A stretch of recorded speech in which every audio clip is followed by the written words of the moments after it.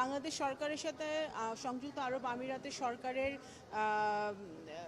যে যোগাযোগ চলছে এবং কাগজপত্র আদান প্রদান হয়েছে। তারা কিছু তথ্য আমাদের কাছ থেকে স্পেসিফিক জানতে চেয়েছে স্বরাষ্ট্র মন্ত্রণালয় এবং পররাষ্ট্র মন্ত্রণালয়ের কাছ থেকে।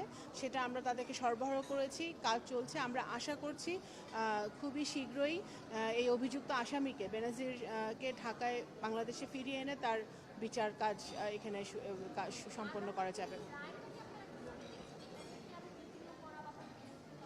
সেটা তো আমরা তো সংযুক্ত আরব আমিরাতের আইন অনুযায়ী তারা ব্যবস্থা নিচ্ছে। সেটা অবশ্যই আমাদের সরকার তাদের সাথে কথা বলবে, আমাদের হোম মিনিস্ট্রি তাদের সাথে কথা বলে পরবর্তী কী পদক্ষেপ আমরা নিতে পারি সেটা আমরা সিদ্ধান্ত নেব।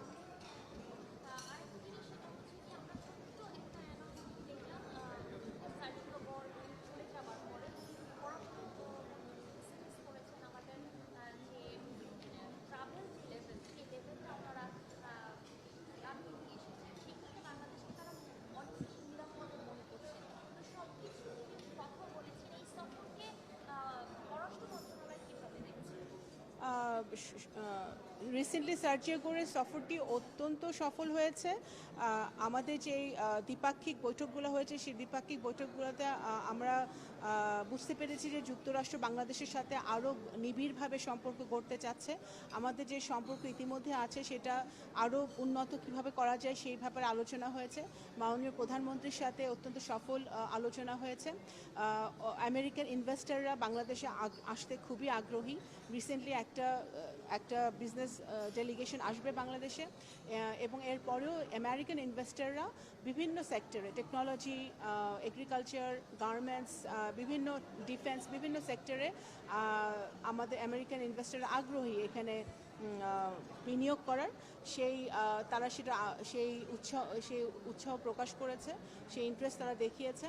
ডিফেন্সে আমাদের সাথে তাদের কোঅপারেশন আছে, এনার্জি সেক্টর আমাদের সাথে তাদের কোঅপারেশন আছে। বিভিন্নভাবে আরও ভালোভাবে তাদের সাথে আমাদের কাজ করার একটা সুযোগ তৈরি হচ্ছে যুক্তরাষ্ট্রের সাথে।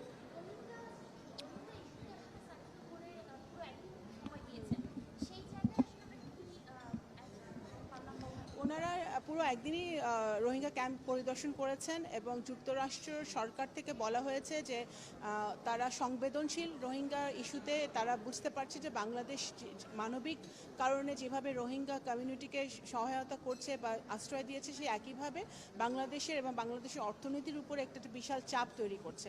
তারা ফান্ড ক্রাইসিসের কথা বলেছে। এখানে ফান্ড যেহেতু সংকুচিত হচ্ছে, এত 1.3 মিলিয়ন জনগোষ্ঠীকে এখানে তাদের কিভাবে তাদের ভরণ পোষণ, এডুকেশন সব কিছুই সমস্যার মধ্যে আছে। কিভাবে দ্রুত গতিতে বা দ্রুত সময়ের মধ্যে রোহিঙ্গাদের একটা সেফ ডিগনিফাইড রিপ্যাট্রিয়েশন শুরু করা যায় সেই ব্যাপারে তারা উদ্যোগ গ্রহণ করবে, এবং এই ফান্ডের ব্যাপারেও তারা ভবিষ্যতে আরও কীভাবে আমাদেরকে হেল্প করতে পারে সেটা তারা ব্যবস্থা নেবে।